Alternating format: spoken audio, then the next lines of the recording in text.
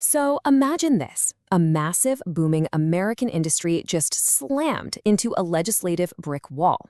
An entire market, one that was built in the kind of gray areas of federal law, is now facing a total existential crisis. Okay, let's dive into this wild story of disruption, really strange alliances, and a forced reinvention.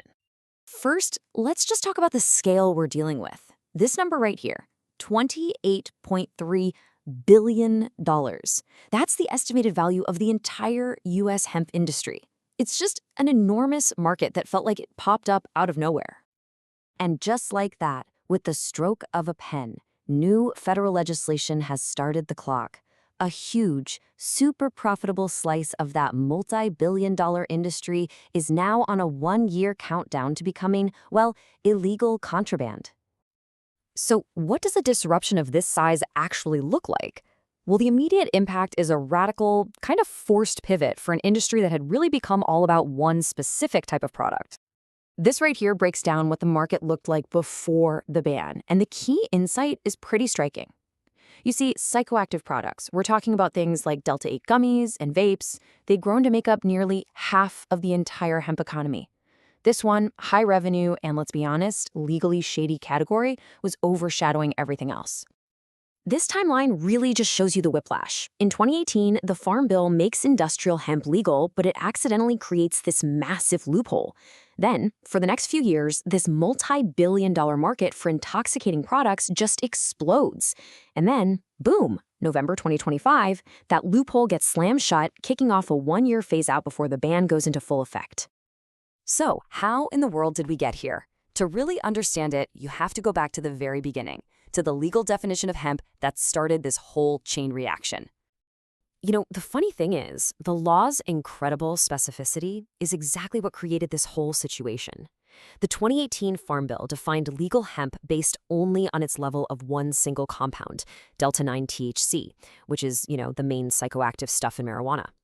It said nothing, not a word, about any other cannabinoids. And here's what happened because of that one little detail. Since the law was totally silent on other compounds, entrepreneurs realized they could take non-intoxicating CBD from legal hemp and then chemically convert it into other forms of THC, like Delta-8. This created a whole parallel market that just lived in this federal gray area, letting these products be sold online, in gas stations, completely outside the super-regulated state marijuana dispensary system. The result? Well, it was a totally confusing and pretty much unregulated patchwork of laws all over the country. It was like the Wild West for consumers. Suddenly, intoxicating products were just available everywhere, often with no age checks, no testing standards, and no clear rules at all. As you can probably guess, this chaotic marketplace eventually got the attention of some powerful and pretty unusual groups, all pushing Washington to close that loophole for good. And this, to me, is where the story gets really fascinating. The push for the ban came from what one source called a bizarre alliance. I mean, look at this list. You have the regulated cannabis companies who saw the hemp market as unfair competition. And they were joined by anti-legalization groups, law enforcement, public health advocates, and even the big alcohol lobbies. Talk about strange bedfellows. The public safety argument was, of course, a huge driver. As this quote from the Kentucky Narcotic Officers Association points out, the big concern was just how easy it was for these unregulated products to get into the hands of young people. And then, from the other side of that weird alliance, you had voices from the state legal marijuana industry. Industry vet Tim Matheson put it really bluntly. It's basically the same intoxicating compound, but one market was playing with way fewer rules, taxes, and regulations. It just wasn't a level playing field. But here's the twist. This isn't just a story about prohibition. The ban is now forcing a massive industry to completely reinvent itself, to shift from this high-risk, single-product focus to something way more diverse. The industry is essentially being shoved back to its original promise. The focus is pivoting hard now toward three core areas. You've got non-psychoactive wellness products like CBD, industrial materials like fiber, and nutrient-packed foods. So the thinking is that all the money, all the capital, and innovation that was pouring into intoxicating products, well, it has to go somewhere else now.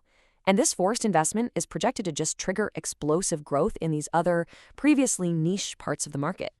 And wow, the numbers really back this up. The industrial hemp fiber market is now projected to grow at a staggering compound annual growth rate of over 35%. That's just massive. The hemp foods market is also set for really strong, steady growth at almost 9%. This is where the new money is going. And the applications here are incredibly diverse. I mean, we're talking about everything from hempcrete, a really cool sustainable building material, to durable clothes and eco-friendly bioplastics. And that's not even counting the already established markets for things like protein powders, seeds, and of course, non-intoxicating wellness stuff like CBD. Okay, so what's the game plan? What's the path forward for this industry that's in such a huge transition? Well, the key takeaways really point to a fundamental shakeup of the entire business model. It really boils down to 3 critical steps. First, embrace diversification. Get away from putting all your eggs in one high-risk basket.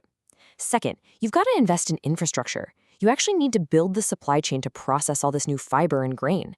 And third, leverage hemp's greatest strength, marketing it as a sustainable, green, American-grown alternative to things like cotton, timber, and plastic. Which brings us to our final question, doesn't it? The ban closed a chapter that was defined by a legal gray area and, let's face it, quick profits. But by doing that, has it accidentally kickstarted a green industrial revolution? Did it force hemp back to its roots as a foundational American crop? Is this an ending, or could it actually be a new and maybe even more sustainable beginning?